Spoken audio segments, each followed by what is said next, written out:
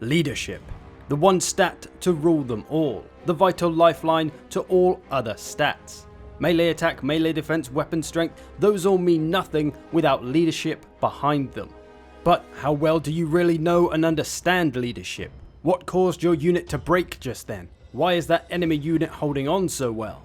Understanding the effects of leadership on both yours and the enemy's units can help you get a lot further in battle. So we're going to take a look at leadership and everything that's going on behind the scenes affecting your unit involving leadership. So allow me to divulge these secrets straight into your mind. So leadership overall works quite realistically and with common sense. Imagine you were marching off to war to fight vampires and crocodile men and giant spiders. Imagine all the things you would see on these battlefields and how that would potentially demoralize you. If you see yourself being flanked by the enemy, you'll get scared. If you start getting attacked by loads of missiles and artillery, you'll get scared. If you see a man flying at you on a giant griffin at 90 miles an hour, you'll probably shit yourself. So all the leadership penalties that you'll see popping up on your unit card if you scroll over leadership will be pretty accurate to what's going on around you. No secret there, anybody can see that whenever they want. These are all the bad demoralizing things listed, but obviously there are the good things as well that will increase leadership. Now, while most of these are just small penalties that will occur when the event happens, there is one that stands out from the rest just because of how big the leadership penalties it inflicts can be. That oh so special penalty is damage sustained. Go ahead, go and get your notepad out. Here we go. As we hopefully know, every single unit in the game has a health bar, HP, hit points. When a unit gets into a fight, it will likely lose some of those hit points, resulting in the damage sustained leadership penalty, which goes up in these amounts, and that will be a permanent penalty for the rest of the battle. So if Wulfric here gets into a fight and loses 23% of his health, he'll incur a -4 leadership penalty because he's broken that 20% marker.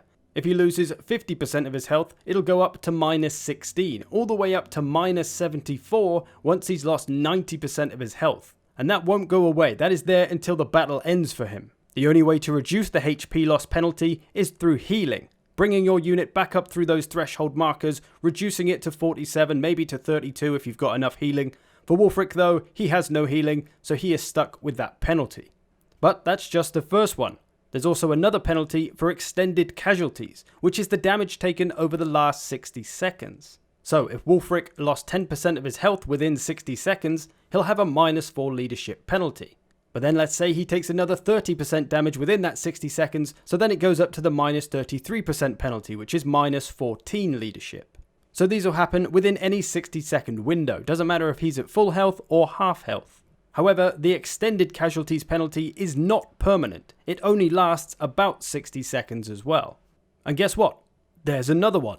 Recent casualties. Damage taken in the last 4 seconds. This works the same as the 60-second penalty, and goes all the way up to a whopping -80 leadership if you lose 50% of your health within 4 seconds. However, this penalty only lasts a couple of seconds itself, but that can be enough to break a unit sometimes. So, all of those different leadership penalties sound pretty bad on their own, right? But here's the kicker. They all stack, so you will potentially be taking all 3 of those penalties at once. Example time. Let's say you've got an average melee infantry fighting a superior melee infantry, and they've been fighting for maybe 10 seconds or so. The average infantry's leadership penalty looks something like this. They've lost more than 20% of their health, so that's -4 leadership. And because they've lost that much within 60 seconds, that's -6 as well. And let's say they took 8% of that damage within 4 seconds, so that's another -6, totaling up to -16 leadership, dropping down to -10 after a few seconds unless they take another 6% health damage in the last 4 seconds. But oh scheisse, here comes a penumbral pendulum that someone's cast. It's coming down on the average infantry, they're going to take that damage and boom! It does 40% of their health in damage, resulting in more than 60% of health loss, so that's a permanent -22. For For the 60-second penalty, there's 40% damage added on to what was already there, so that's put them over 50% of their health lost within 60 seconds, meaning a minus 32 penalty, and because they've taken 40% within 4 seconds on top of what they had already lost, that's nearly 50%, so that's minus 44 leadership overall, resulting in a minus 98 leadership penalty for a few seconds. When that 4 seconds rolls off, it'll go down a bit, but still minus 98 for a few seconds. So hopefully you can see how hefty these stacking leadership penalties are, especially when a lot of damage is taken very quickly. And let's just have another quick example in game. Here we've got some Temple Guard. Their leadership pretty strong right now, 93, their base of 85, got a couple of positive buffs on there, so they're feeling alright. But let's see how alright they feel after we drop a foot of Gork on them. Let's watch what happens to their leadership from the damage sustained. And we are going to go in slow-mo, so things will be a little bit delayed. But the spell itself has done just under 50% of their health in damage, so let's say about 48%. The damage sustained penalties are going to be applied over time. They don't all go on instantly or anything. Goes up to minus 11 and then minus 69. So let's look at minus 69. How did it get to this number? Well, they lost 48% of their health very quickly. So that's minus 40% penalty, permanent, minus 11. They lost that within 60 seconds. They broke the 33% threshold, so that's minus 14. And they broke the 4-second threshold of 33%, meaning minus 44 as well. Those numbers adding up to your minus 69. So you can see where they're all coming from. It's just the 3 stacked penalties for HP loss, damage within 60 seconds, and damage within 4 seconds. And as you'll see, it only stays at minus 69 for a few seconds, where it drops down and the 4-second penalty goes away, bringing it down to minus 25, which is just the HP loss and the 60-second penalty now. Eventually, it'll come down to just the HP loss at minus 11. So hopefully that makes some sense, because I think it is really useful to know how exactly damage affects your leadership and your enemy's leadership. Which seems like a good segue to talk about flanking, the simplest but most powerful tactic on the battlefield that maybe a lot of newer players seem to undervalue. The power of flanking is not in the damage that you can do necessarily, but in the absolute punishment you can put on the enemy's leadership, specifically when attacking them from behind. Sandwiching any unit between two of yours inflicts the attacked in the rear penalty, which is minus 14 first of all, so that's bad enough. Now think about all those stacking HP loss penalties that we can inflict. If we can do a lot of damage to this unit in 60 seconds or in 4 seconds, that's a lot of penalties to apply. So these berserkers here, while very tough and will do a lot of damage to the clan rats and plague monks they're fighting, they're now being forced to fight on both sides, which means there's more models fighting, which means there's more models taking damage, which means greater damage within 4 seconds and 60 seconds, thus bigger leadership penalties. You can see minus 54 for these berserkers now, not to mention all the other negative stacking effects on them like losing currently and attacked in the rear. So putting a lot of damage on a unit quickly is a fantastic way to try and rout them, and flanking is a perfect way to try and do this. It's simple and effective. The concern shouldn't be how much damage you can do from the flanking, it's about how many leadership penalties you can inflict. Because without leadership, it doesn't matter how big and tough the unit is, if we take their leadership away, their other stats mean absolutely nothing. This is a way to win through a path of least resistance. And this concept of least resistance can be stacked up with even more leadership penalties from various other sources. We can control a lot of the negative leadership penalties that are applied to our enemy units.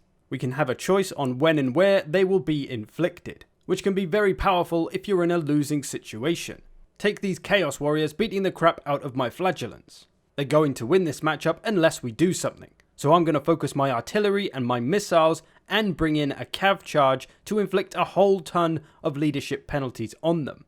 Under missile fire is minus 5, attacked by artillery is minus 10. The cav charge brought attacked in the rear, that's minus 14. I've cast Doom and Darkness on them, that's minus 16. So I've stacked all of these leadership penalties against them, and you can see they're wavering, and even though they've still got half health left, they are going to break. So we've beaten them without having to fight them to the death, which means less damage taken for our army. Let's move on down the line now to the next one, Flagellants getting beaten up by Chaos Warriors. We're going to bring in the missile fire as we did before, bring in the artillery fire as we did before, throw in a cav charge. We're going to be missing Doom and Darkness this time though, as it's on cooldown. But not to worry, with all the leadership penalties we've inflicted, plus their damage penalties that they've received, we'll quickly have them wavering and running for the Chaos Waste Hills. So hopefully you can see the power of this, stacking all these leadership penalties. Again, we broke that unit at about half health, so that saves us a lot of damage taken from what they would have inflicted if we tried to just fight our way through them. We'll do this last one for good measure as well, and you can hopefully see it's kind of an applied science that we're working with here. It's not pot luck that we're wavering and routing a unit, it's a targeted attempt to break an enemy. Fed up of Carnosaurs running around and charging all over your army? Well, apply this tactic and they won't really last long. Large, low leadership monsters like this are incredibly vulnerable to having their leadership broken very quickly, especially as they like to dive in the middle of crowds, which gives them the flanks exposed or sometimes attacked in the rear penalty of their own doing. If you start targeting them with missiles and artillery and spells and whatever else, they won't last long. We're able to target this monster, take control of it, and get it off the battlefield nice and quick. And these are just a handful of the leadership penalties that we can control and inflict of our own choice. There's plenty of spells and abilities that can help with this cause too, such as fear or contamination from raw plague monks. So think about the leadership penalties that it is within your control to apply to the enemy, and how you can stack those to get rid of a threat. Now, with all this talk of wavering and routing, how well do we really understand what causes a unit to waver and to rout? At what point do they decide to do these things?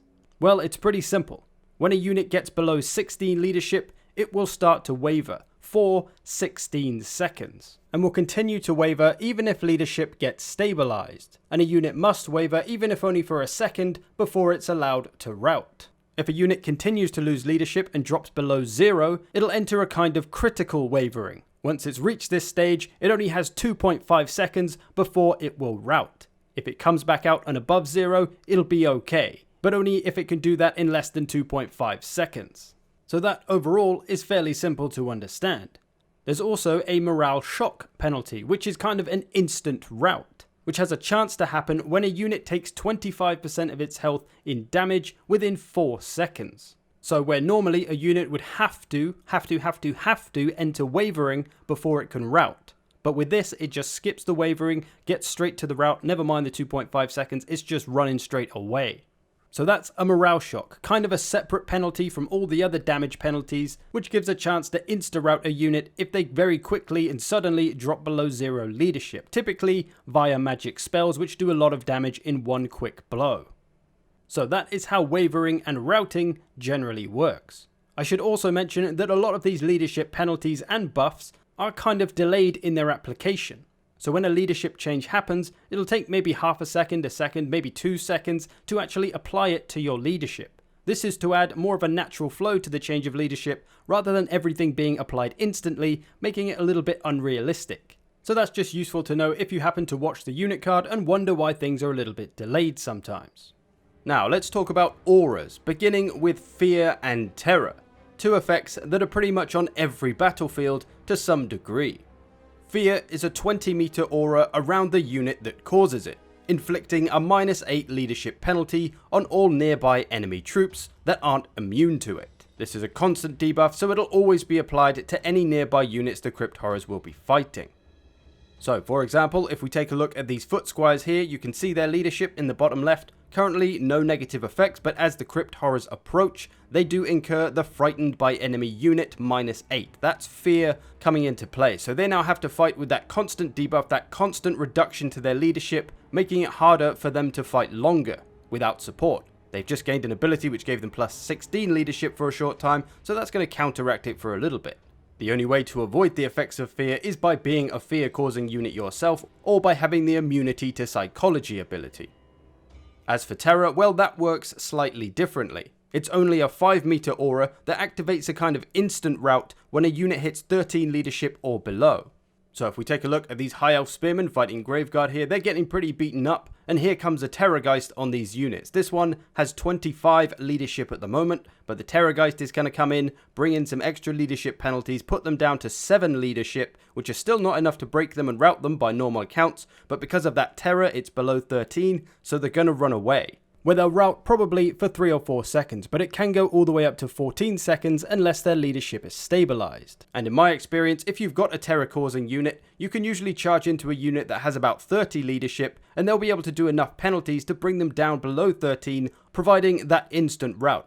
That's why I've gone for this unit, because it had about 30 leadership, whereas this one in the middle, at the time I flew over it, had about 40, so the terror probably wouldn't have worked and I wouldn't have brought them down low enough, at least on my initial attack. But now they've taken a bit of a pounding, going to bring the terror in, away they go instantly. So when a unit has low leadership, hit them with a terror-causing unit and they will not stick around. They will be forced to run away, at least for a few seconds, which can give your unit time to do some extra damage as they flee. And this will work even if the terror-causing unit has been fighting in melee for a while. Once a unit hits less than 13 leadership and they come into contact with that tiny terror aura, they will be going bye-byes. And once a unit does rally and return from a terror rout, it will be immune to terror again for 10 seconds. Not much, but it's something. Now, with all this talk of negative penalties, let's talk about some positive ones for a change. Leadership auras from lords and special units. Encourage, as the trait is called. This is a 70-meter aura around either lords and heroes or specific units that have the encourage trait. Lords and heroes provide +3 leadership to all nearby units within their aura, which is a constant augment, so as long as a unit is within range, they'll get the 3 leadership buff. So if we look at these Chaos Marauders, have a browse at their leadership, you'll see Lord nearby 3. That's the Lord providing the bonuses to nearby units. But alas, the visible aura we can see is deceptive. While the 70-meter aura is shown to indicate where the full effect range is, leadership auras are actually about 50% bigger than we're shown. This unit here, which is actually outside of the blue line of the aura, still is gaining that +3 leadership buff. Outside of this visible aura though, the benefits start to degrade. You can see this unit of Chaos Marauders only getting Lord nearby +2. And as a unit gets farther and farther away from that visible aura, which will drop down to a mere 1 leadership buff as on these Chaos Marauders here, but still, that's something. So you can kind of imagine these extra layers to the leadership aura that we can't see, these extra circles which have different leadership buffs in them. If you manage to get in this one, you'll get 3, here is 2, just on the edge is 1, and then anything outside of that, you won't gain any benefit. Now for non-character units that have the encourage trait, such as aspiring champions, longbeards, or broken tusk mob, they give +8 leadership, which obviously is pretty superior to what lords and heroes can do, which makes them very useful for bolstering the leaderships of front lines or small groups of troops. And again, the aura is bigger than it seems, and is even bigger than the Lord aura, because there's more numbers for it to get through. So this unit here still has 8 outside of the aura. This unit that's quite far away from the zone, as you can see, still has 8. So that's a big benefit over what the Lord aura can do. Then it degrades from about there, 7 for this one, going to be 6 for the one behind it, and you'll see as we move them away, it gets less and less and less. But the aura overall is pretty damn huge. So even one unit of aspiring champions, for example, will be able to encourage 4 or 5 units wide of a Chaos Marauder frontline, providing 8 leadership to most if not all of them. And if not all of them, then it'll be 7 or 6, which is still pretty good. So don't underestimate the power of the encourage ability on these units, because it's far better than what lords and heroes can do. And remember, the auras are much bigger than we can see. A couple of other things to note is that encouraging units can encourage each other. 2 units of longbeards next to each other will both gain the encourage by unit +8 buff, because they're both giving it off. These encourage effects though, whether from lords, heroes or units, don't stack though, so you won't be able to get the +3 lord nearby and the +8 encouraged by ability buff. You'll simply get the larger of the 2. Now here's a bunch of quickfire leadership facts that, well, simply don't have a place anywhere else in the video. Here we go. Did you know that a charging unit gains 15 leadership when it enters its charging animation? As you can see on these Marauders, they've got 15 leadership for charging. Doesn't matter if you're at full health or on your last 20% of health, you can still gain this. So even if a unit is about to run away and be useless, you could still potentially get 1 charge off, which will give you the +15 leadership for the charge and for their charge bonus duration, which is 13 seconds from when they've made contact. Did you know a unit can only break and rout 3 times before it shatters and runs away for good on the 4th time? You can see this Skaven Lord here, just been broken once. That's strike 1. He'll come back, we'll break him again. That's strike 2. And we're going to leave him alone, so he's going to come back again, which gives us another chance to rout him. That's strike 3, and now he's in kind of sudden death. If he gets broken and routed again, he's going away for good. And of course he is going to come back, so we'll try to break him again one more time, and this time when he routs, his flag turns white and he is shattered and gone for good. So this is the same with any unit. This could be useful for lords, especially if you let them rout and come back and just keep breaking them, rather than trying to chase them off the map, which may be a really long distance.